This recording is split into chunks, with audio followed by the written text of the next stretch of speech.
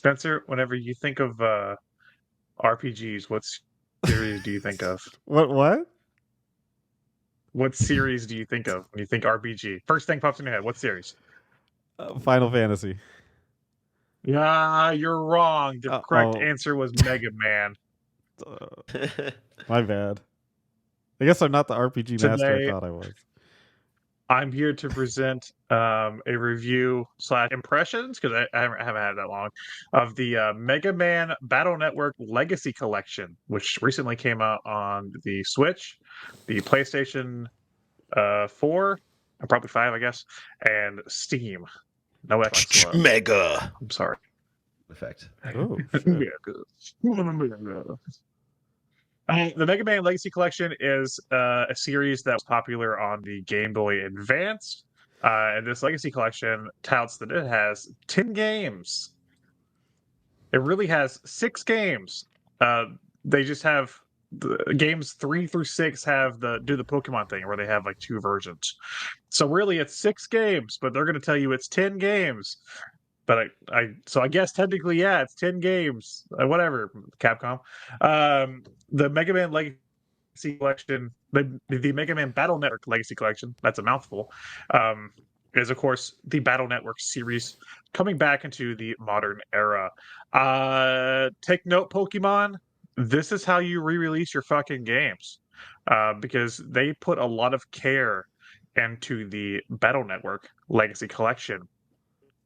Not only is it great to have all of these GBA RPGs in one place to play, which they're pretty expensive now. So it's nice to have them all in one collection, and it's a great value just from that point alone. But they put so much love and care into the package with a bunch of behind the scenes stuff and special like galleries. They have event stuff that are thrown into the games. Back on like the Battle Network games, there were like special event chips you would get for combat in the game that you'd get through special events, or you'd get through like the e-reader. That stuff's automatically included. Multiple versions of each game. There's like art gallery, a music player. Um, there's just a lot of love put into this collection. I'm kind of scrolling the website here to make sure I don't miss anything included. There is a baby mode, as I call it. It's the the Buster Max mode for if you maybe aren't good at the combat. You can turn that on, but I wouldn't recommend that. And there's even online play. So if you want to do net battles and trade chips around with your friends, kind of like you did in the olden days on the GBA with Link Cable, you can still do that over the internet. And that's very fitting because the Battle Network series is, I've talked about it before in one of the game talks, just the first game, but it's basically if if in Mega Man, instead of like robotics being like the thing that got so advanced in the future, it was the internet. You play as a boy named Lan. He has a friend named Mega Man, who is his pet Navi, who navigates the internet for him. Together, they are solving crimes and taking down the evil corporation of WWW, who's of course is ran by a Dr. Wily-like character. You meet a lot of cool characters throughout these games, from the classic Mega Man series, kind of reimagined, and this new art style. It was very neat at the time to get to play like a Pokemon competitor game, kind of like a Digimon or something, but that isn't a monster tamer game, or something like that. The whole focus of like trading and stuff is for the chips which you assign to Mega Man, because of course in Mega Man he collects new power-ups in the main games. So in Battle Network you're collecting powers for Mega Man through the battle chips. So that's sort of like where the fun collecting element comes from. Yeah, I just think if you're interested in an RPG series from like the GBA and want something in that style, in that like demographic of being like a Pokemon competitor game, Battle Network is great, and this is a great package. As somebody who's been digging through the Mega Man Legacy collection, it's very nice to see some Mega Man explanation Yes, mansplaining. Yeah. So I I enjoy the classic Mega Man formula. Now I think more than I used to, but I wonder how well that translates to like the story mode. So it sounds like you're saying it's like you enter the cyberverse and you have like an avatar where Mega Man is your character, although you're Lan. But you're also saying it's a rival to Pokemon where you collect chips. Is this like are the chips your party? Are you leveling up like your avatar? How does it work? So think of the chips kind of like a deck of cards, and in each battle, you're on a. It's so hard. It's a very unique battle system, which I think is great for Mega Man because it still feels like Mega Man. You're on a grid. You have one half of the grid. The enemy has the other half of the grid, and you can move freely on the grid and fire your Mega Buster. You use the chips in battle to give Mega Man power ups in the battle. Take over certain spaces on the grid, give them better shots or whatever, give them a sword. You use the chips to give Mega Man an advantage in battle, so that's why you want to collect the chips. They're sort of like a deck of cards you can use, and you can go in your folder and like switch out which chips you have assigned at like any time. So during battle, you'll randomly get some of those chips. You can use the ones given, or you can wait out another turn and get even more chips to use.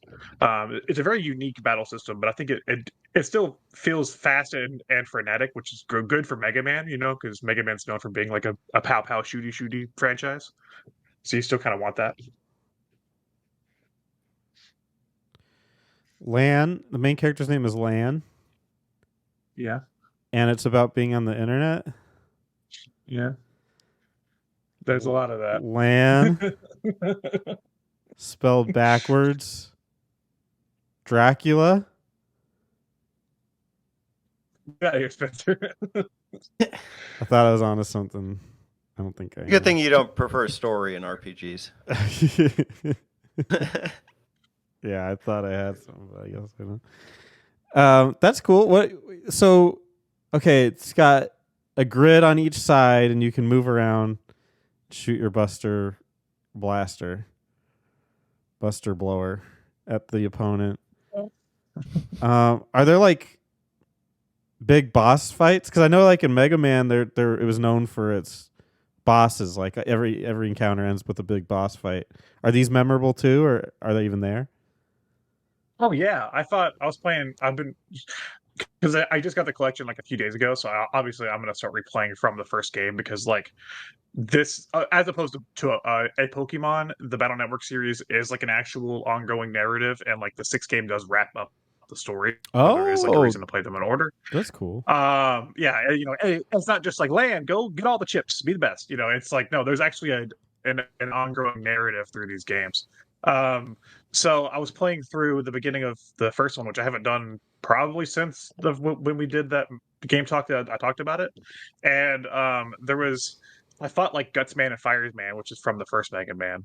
They have different versions in that game. But I also fought a boss that I forgot about called Numbers Man. Oh. And I was like, who the fuck is this? And he does like cool things, like he'll like throw a dice down and you have to like shoot it, real fast, or like it'll explode, or like he'll like flood your side of the screen with these like orbs, and they'll have different numbers, and you have to shoot one of those down to like 0 in order to pass through and like not take damage. And there's all sorts of cool boss fights like that like use their own unique powers. And most of the time, once you beat the bosses, you do get them as a chip. So like right now I have Fireman, and I can put him in my deck, and I can summon Fireman to come help me, or like I have Roll, and Roll will come in and like help to like heal me during battle. So there are still like unique bosses and characters in the game. Chips are not random when you start a battle. Like you can pick from all your chips. No, they are random. They give you like you have like a deck, but they draw like I don't know how many. I'm like 6 maybe. So you have that 6, and like some of them you can kind of chain together depending on your chips. That's why you want to move your deck around, because they all have like a letter attached to them. So like chips that have the N attached to them can all be used in the same turn, but you can't use an N and an A in the same turn. So you can use one of those 6 chips, or you can push add, wait another turn, and then you'll have those 6 chips plus another 6 chips to choose from. So they are kind of drawn randomly from your deck, but they are, you want to build your deck out to be, kind of strategic and like how you used your chips. So you don't want like a whole assortment of random chips in there because you want to be able to like use them together. Yeah. It sounds like Bat and Kaitos almost, because you have to go in with a very specific deck of cards. Then like you're, you want to like be able to play certain cards, and there's certain restrictions on like what you can play first. It sounds cool, at least the combat systems. And then since you are talking about the collection as a whole today, it sounds like you think that the collection is well done. This is how you do it. Besides Pokemon, are there any other RPGs that you think would benefit from this kind of service? This kind of like collection. I'm trying to think obviously I want like the sequel series to this one is the Star Force games and DS. That'd be nice. But in terms of not Mega Man collections that could use this treatment, but Nintendo, you have the Mother series, like do something with that. They won't. They can't. But you could do like a 3-game thing and update them and whatever. But they're not going to. They're not going to do this. Or I thought of Boktai earlier because there are special Boktai cards that were part of an event that are included in this for Battle Network 3. So I thought that was neat that they even included that, even though I think Boktai is owned by like Konami or something. Makes sense. Yeah. So you're gonna go Boktai thing kick I today, have huh? to say, yeah. Well, that's like I said, that's why I was thinking about it because I was reading up and I was like, oh, cool, the Boktai cards are in here. I need to play that. But the only negative to me is that they left out technically three, but one of them's like a DS crossover with the Star Force series. But they left out 2 main Battle Network games. There was one for Game Boy Advance called like Chip Challenge, which is like a game that takes place after 3, and it's like a tournament style game. You don't have to play it though, but that would have been nice to have. And they left out Network Transmission, which was the GameCube game. That was like a special console version that was like a platformer almost. It was very strange, but they could have thrown that in for the fuck's sake of it, whatever. But they didn't. Kind of wish they did. I did want to ask. So, is there like adventuring? Is it only like narrative and battles? You play as Lon, and you're adventuring. You're a kid in elementary school, and you're going to take down the WWW, and you have to adventure around. I forgot the name of your city. Some stupid fucking name. They all have stupid names. It's like the elementary school is named like ACDC Elementary because electricity. They all have they like rock. Fucking stupid names. Maybe they do. He's a rock man. Yeah, it's weird when you walk into the elementary school. There was just ACDC playing. It was just Hail Bells.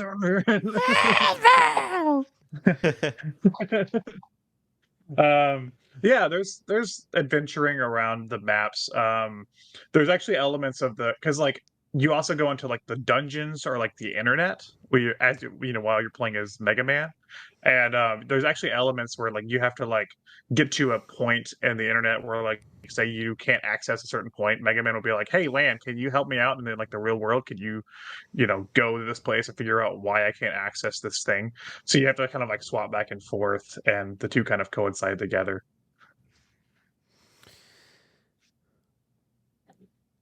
You said that there was behind the scenes stuff. Are we going to get a peek into Mega Man's misogyny? Spencer.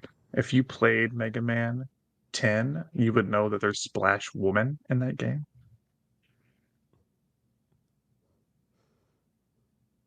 Yeah, where are all the other women?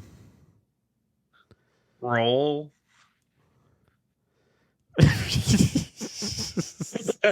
That's a sister in Mega Man 2. Yeah. Her girlfriend. She's like his master or something. That's his sister. That's his sister. Oh, that's a role. Mega Woman. Yeah, because he was originally Rockman. So there's Rock and Roll. Get it? AC/DC. Thunderstruck. I'm just saying, like, this is a great collection. I was kind of iffy on it at first because, like, they did the thing they did with the X collection where it's technically like 2 volumes. So you can buy volume 1 or volume 2, and 1 has like 1 through 3, 2 has 4 through 6. And I was like, oh, maybe I'll just get the volume 1 for now. But they're like $40 each, but like together it's like $60. And I'm like, why would I just get both then? Because like this is save $20 by just getting Right. both collections Yeah. at once.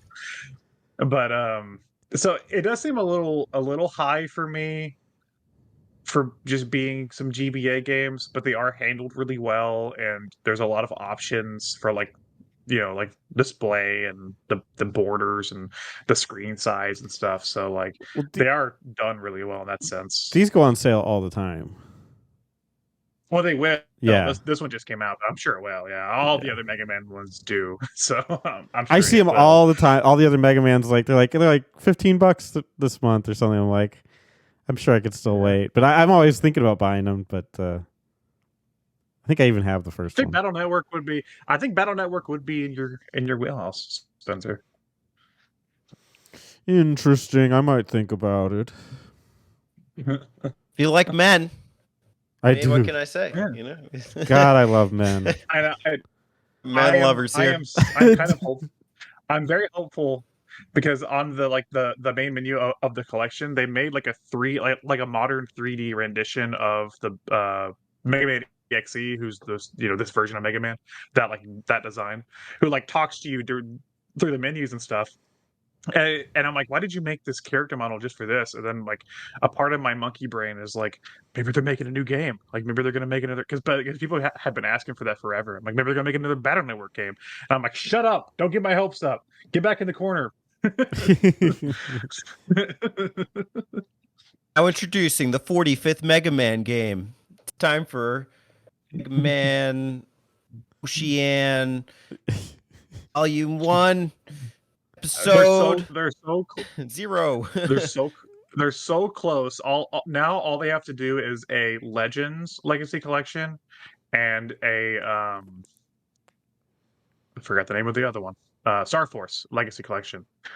And all the Mega Man games are like on modern, well, except for like some of the super spin-off and side games, but most of the Mega Man games will be on modern consoles. You're so close, Capcom. I don't know a series with more entries. Yeah, I was showing Teddy. I was counting games in the collections as individual games, and I was actually wrong. I told him I had 38. I actually had 39 Mega Man games on my Switch. That's a lot of Mega Mans. So Makes you a Mega Man. Battle Network Legacy Collection. Go buy it. I mean, you don't need to. It's already like doing pretty fucking well. People are voting with their wallet. I tried to Or vote it'll find you. with my wallet. Last election, it didn't Yeah. work. Napa. Which man did you vote for? Don't answer that. My button. I just tried to push my buttons on my wallet. It didn't vote for anybody. Oh, I thought it'd be like mailed into your wallet. Yeah. Let's wait for Man Month. We're gonna be the button manners. Mind your manners. Speaking of manners, I'm gonna pass it over to the mapper with the most manners. Hey y'all, don't forget to subscribe to them button mappers.